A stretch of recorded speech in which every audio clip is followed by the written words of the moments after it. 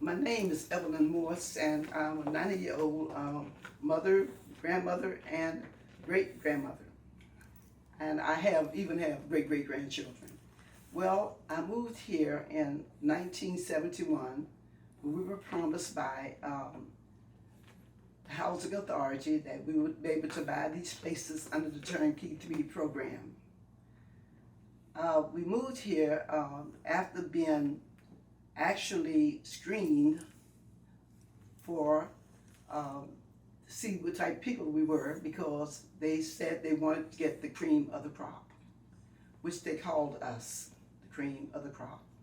So at that time we had 92 units, in which 92 families moved out here. We were told at that time that we would be able to buy these places after 2 years under the Turnkey 3 program. Well, after a while, when it didn't happen, we began questioning our manager about it to find out when we would be able to buy the property. Ms. Morse, didn't they tell you you had to keep up the place? So Yes, didn't they you all did. put a lot of work into keeping Yes, the they place did. We put thousands of dollars into the property because we were told that we needed to upkeep the property, and that after 2 years we would be able to buy under the Turnkey 3 program. After the 2 years, we decided that we would start asking questions because we weren't getting any answers. And we were told that it was always told by our manager that it was pending. So I can't remember exactly what year it was, but I think it was somewhere around 1990, 91, 92, that our then president, Ms. Helen Johnson, went to a meeting where she met Ms. Leaks, Linda Leaks.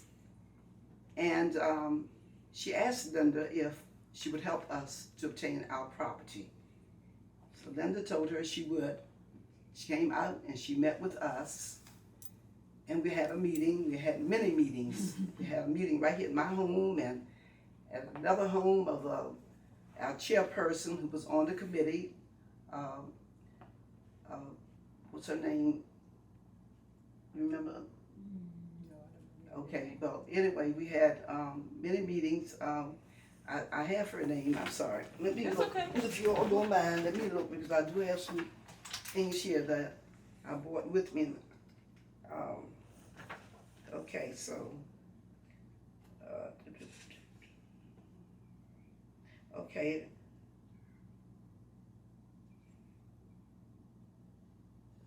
I'm sorry, you all, let me see. Miss Clark. Her name was Miss Helen Clark. Mm-hmm. I'm sorry, Mary Clark. Miss Mary Clark. She was the chairperson after Miss Leaks organized us. We met at her home, we met here in my home, and other places. After, I guess about 11 years, well, let me go back, because we did, Ms. Leaks decided to organize a task force of 12 of us. And there was so much going on. This lady worked us hard. She told us, she said, I'll help you fight, but I'm not fighting for you. And she didn't. Mm-hmm. I remember times when we were on buses going different places. We went to HUD, and we had we had a, what do you call it? We walked around HUD on one demonstration. Thank you. A cold day, really a cold day. Mm-hmm. And I remember her saying to us, "Don't stop moving. Don't stop moving. You as long as you're moving, you're okay. You're protesting, so you can't stop moving." So of course we out there, and we were round and about trying to demonstrate at HUD to let these people know that we had not gotten what they had promised us. Mm-hmm. We didn't only meet with HUD, we met with some of the visionaries of this property. These were about, I don't know, maybe 5, 6, 7 men who had gotten together and pretty much taken over the property so that they could, I guess, have us come in. I don't know the story behind that, so I think I won't even bother to address that. But they were the visionaries of this property, and which our manager, Mr. Charles Norris, was one of them. And then we had, I know if you all may see in the building, Lord Smith building down here on Benning Road, he was one of the visionaries. They had a few others. We met with them. We met with everybody. Linda Leaks even had us go to Baltimore to classes and things.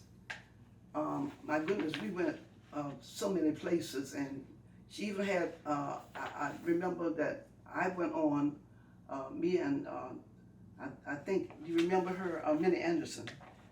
She had us go on the Kathy Hughes show to tell our story. We told our story to anyone that would listen to us. So, to make a long story short, Ms. Leaks asked us about getting an attorney. And I knew a good friend of mine, of ours, a family, she was a church member, and she asked me if I could contact her. So my daughter, who worked with her at Covington and Berlin, talked with Miss Thompson, Phyllis Thompson, and she asked her if she would help us, she would work pro bono for us out here at Southern Homes at Capitol View. So what happened was, she said that she would have to talk with her firm and get approval from her firm, and she would let us know, and she did. And she came out, and she met with us.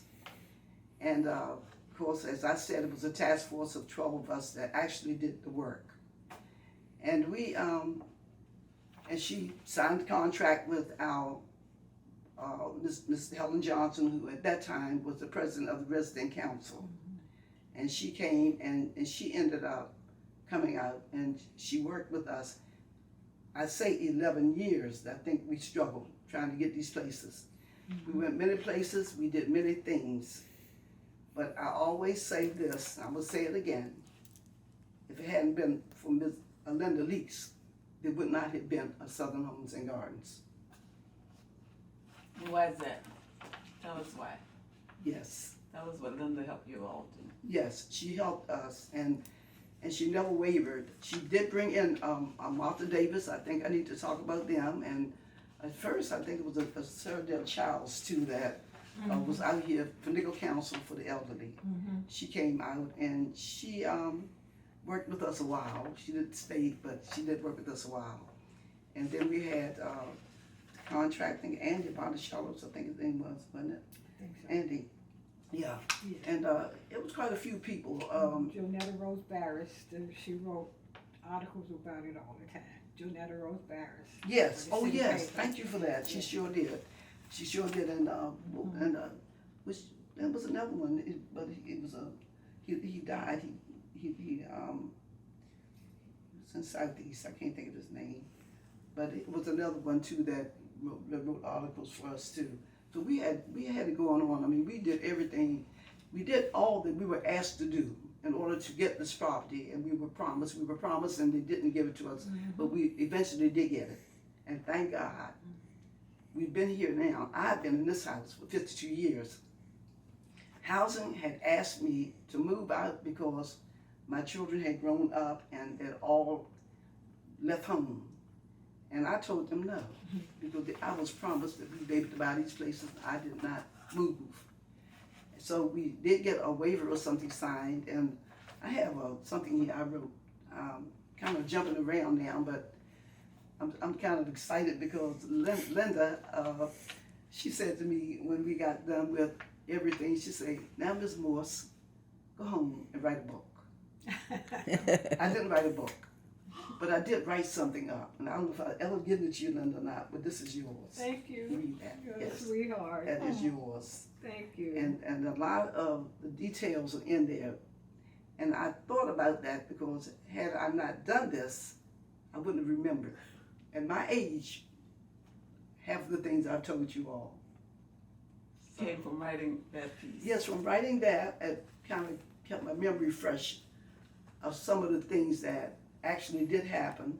I did say things I think that's not in this, but a lot of information is there. Oh, yeah, this is great. Yeah. My goodness, thank you. So how did it feel to do that struggle? You guys struggled for like 15 years? I would say 11 years. 11 years, Yes. and then to be successful. To and be- you changed this from Capital View to Southern Homes and Gardens. Yes, yes.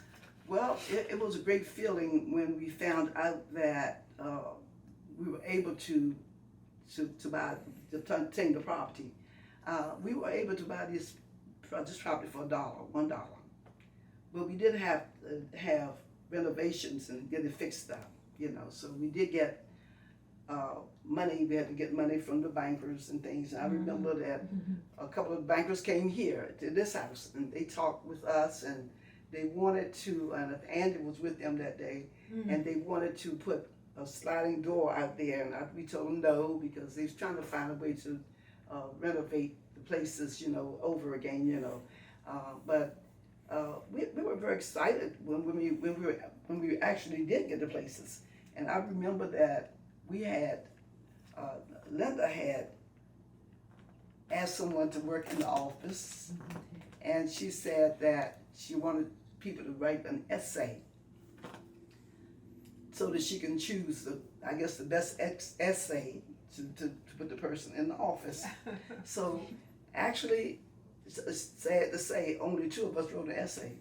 It was me and Jacqueline Matthews. We were the only two that wrote the essay.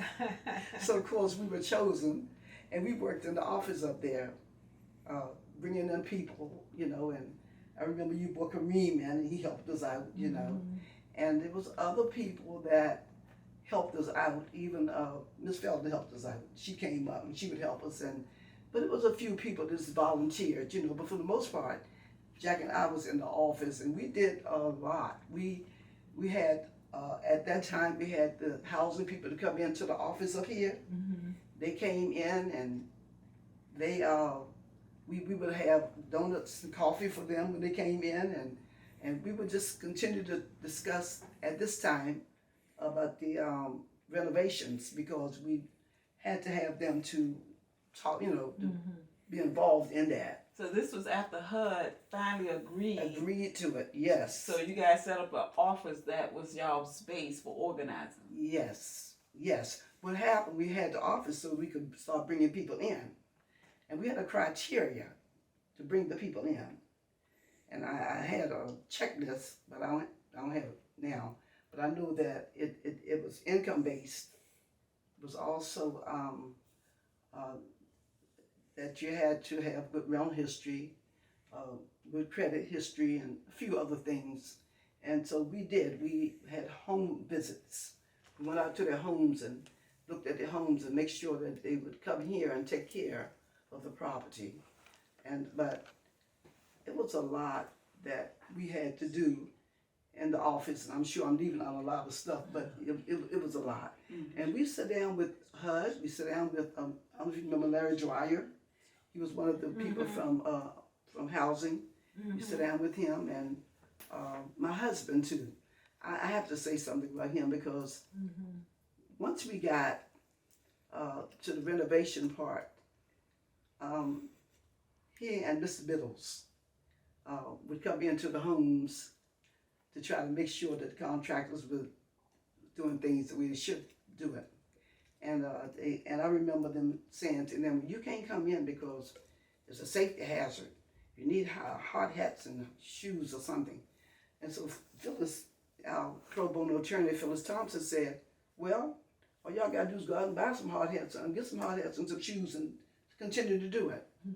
But anyway, they did, and my husband, he transported me back and forth a lot of places, in order for me to be productive in what I had to do for us to try to get the property. But this lady here, slave driver. Whoa. She had us doing everything. She probably don't remember some of the things she had us doing. Yeah, you're right. I saw some of those educational documents where she had quizzes to teach Yes, you she about did. how to be a cooperative. She did. She trained us and how to be a cooperative, how to take care of things, and what would be expected of us. And we, for the most part, those of us, that were interested, because a lot of people left. They did give us Section 8s, which I'm thankful I still have today. And they did give us a certain amount of money, too, right? And so those of us who stayed, well, we obtained the fruit of our labor. We were able to get what did you said about people, leaving. She had us walking around, door to door, asking people whether they wanted to stay or not. And if they wanted to stay, we had to let them know what they had to do. We let them know that it's going to be a struggle. It's not just that you're going to come here and, just be here. A lot of the people didn't want the struggle, so they left. But those of us that stayed, we did. We got the fruit from our labor because we have Section 8s. I'm sorry. It's okay. So Linda, from your perspective, Call from can you tell us Morse. when you came in, when you were called to come help, tell us the story from your perspective. Okay. Well, of course, I was a community organizer. My goal and my responsibility was to teach the residents on how to organize for themselves. I never was a speaker for the residents. I was always there. They spoke about their own concerns and interests. My role and my job was to teach them how to stand up for their rights and how to organize for their rights. That was my responsibility. And we had a bunch of fights. We had to demonstrate at the HUD building and Eleanor Holmes Norton helped you guys too, right? oh yes. Go ahead. Talk about it. Okay, yeah, I need to speak to that because she did. She came out and she walked the property. They were renovating and she walked over the mud and the dirt and the slush and everything with heels on. I'll never forget it. And she came here to my house and I showed her the place and that we had actually poured money into our property because we had kept those of us that were originals, we pretty much did what we were asked to do. We upkept the property, right? And another place I took her was Bernice Red, one of my neighbors a few doors down. I took her into her house and she was able to look at that house. I didn't take her to a lot of places, but I did bring her here and I took her down there. And they saw that we were putting a lot of money into the property. What kind of stuff did you all do with the upkeep?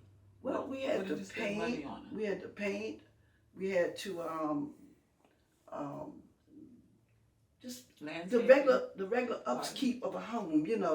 It's always something breaking down.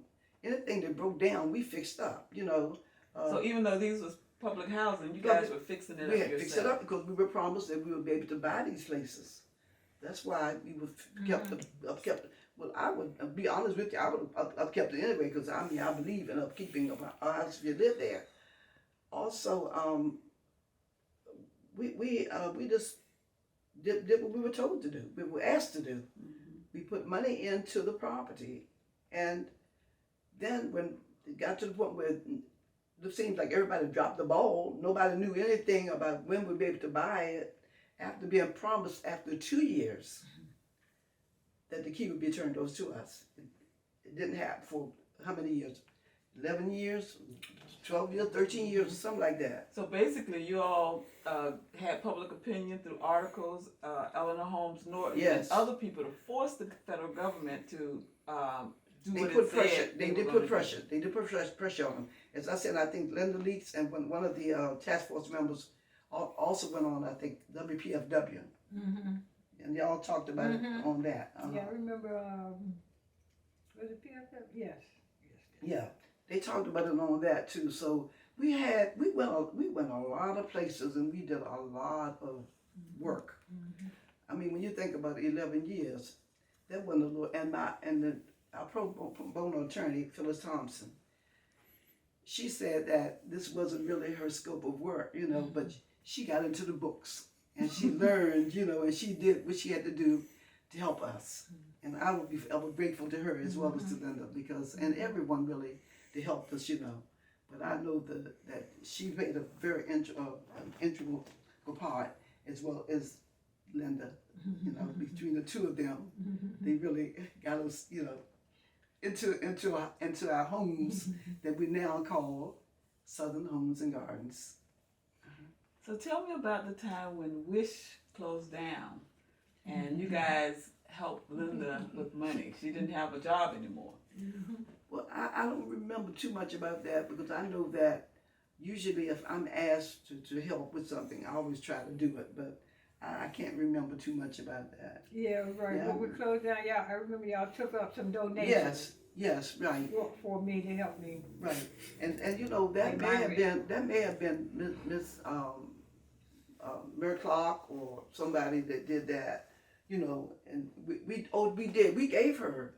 we gave her some money. I remember that. Yeah, we did. Yeah, right. Yeah, we went out. We took her out too, I believe. Mhm. We took her out, I believe, too.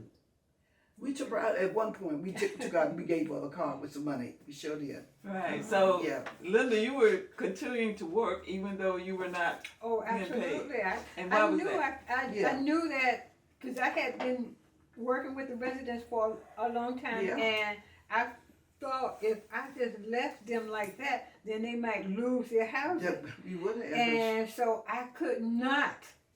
I said, poor thing, Wish is not here anymore. I'm not getting a salary. I'm not getting an income. That's but right. I cannot leave. Mhm. I have to be here and stay here. Mhm. And that's what I did. Yeah. I stayed here with the residents to continue Mhm. to help push them forward in their organizing to get ownership That's of right. this property. Mhm. So they took up collection.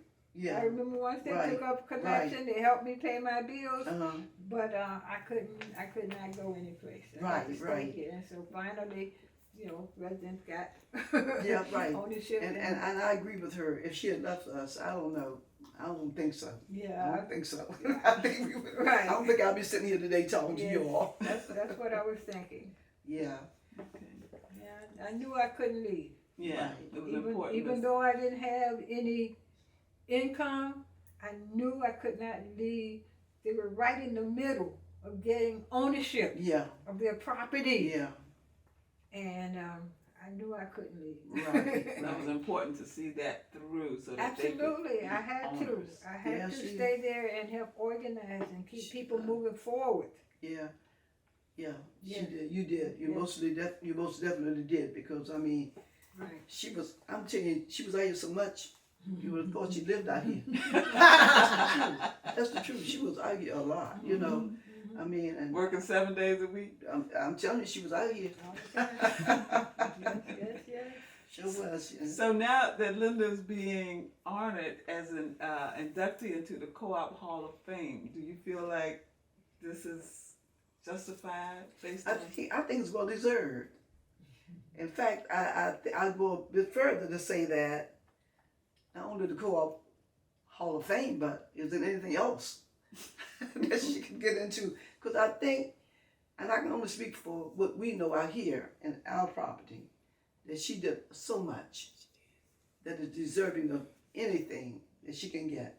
That's even to make up for all the years, she gave herself free of charge to us, to help us to obtain our property. So I'll be forever grateful. I'm serious. I will. I'll be forever grateful. I am the type of person who knows when they're being treated kindly, and she's treated us. Thank you. Yes, Thank you have, Linda. You really have. Thank you. I'm not just saying this, I mean it from the bottom of my heart. Thank you. Yeah. I appreciate that. So is there anything either of you want to say? Any last thoughts? Well, I guess I feel really good that after all those years, Southern Homes and Garden still here, and people that work, the struggle to make it happen, still here, owning their property collectively.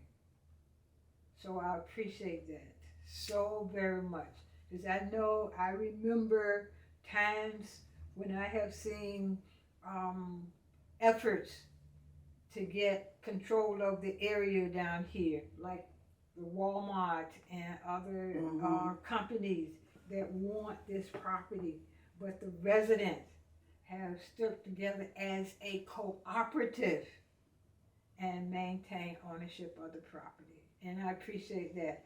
Right. Over the years, I've passed by just to see how it looked, and just to, I just never stopped anything, just passed by just to check and see how it's going. Right. Every now and then I would. I know it. Unbeknownst, knowing us. So I appreciate it. But I guess I should just say that I'm so happy that